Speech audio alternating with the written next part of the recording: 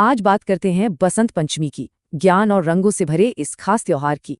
ये पीला रंग हर तरफ दिखाई देता है, खिलते सरसों के खेतों से लेकर लोगों के कपड़ों तक। इसी त्योहार को बसंत पंचमी कहते हैं। ये हिंदू महीने माघ के 5वें दिन आता है। पर क्या ये सिर्फ मौसम का बदलना है? चलिए इसके गहरे मतलब को समझते हैं। वैसे 2026 में बसंत पंचमी 23 जनवरी को है। इस त्योहार के केंद्र में है देवी सरस्वती।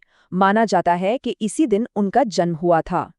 लोग उनसे प्रार्थना करते हैं ताकि अज्ञानता दूर हो और ज्ञान का प्रकाश मिले। उनके हर प्रतीक का एक खास मतलब है, जैसे वीणा जो कला और संगीत को दर्शाती है। पहले सरस्वती एक नदी थी जो जमीन को सींचती थी। अब वो ज्ञान से मन को सींचती हैं। एक कहानी है कि जब ब्रह्मा ने दुनिया बनाई तो वो एकदम खामोश थी, और इस खामोशी को तोड़ने के लिए पानी की एक बूंद से देवी सरस्वती प्रकट हुई, हाथ में वीणा लिए। जैसे ही उन्होंने वीणा बजाई, दुनिया को आवाज मिल गई। इसीलिए ये दिन कला का भी उत्सव है। एक और कहानी है कवि कालिदास की, जिन्हें पहले कोई बहुत बुद्धिमान नहीं समझता था, लेकिन सरस्वती के आशीर्वाद से वो एक महान नाटककार बने। ये है ज्ञान की शक्ति। तो सवाल ये है कि आज के जमाने में इन परंपराओं को कैसे मनाया जाता है?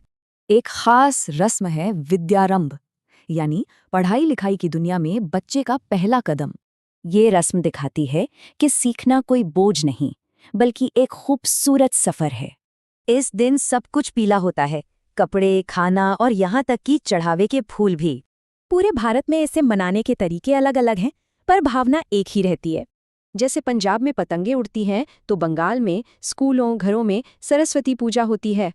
पर क्या कोई सोच सकता है कि ये त्योहार एक सूफी दरगाह पर भी मनाया जाता है?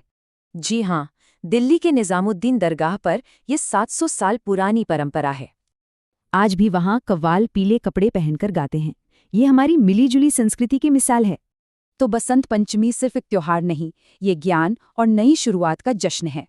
ये याद दिलाता है कि ज्ञान की खोज भी एक त्योहार ही है, जिसे रोज मनाया जा सकता है।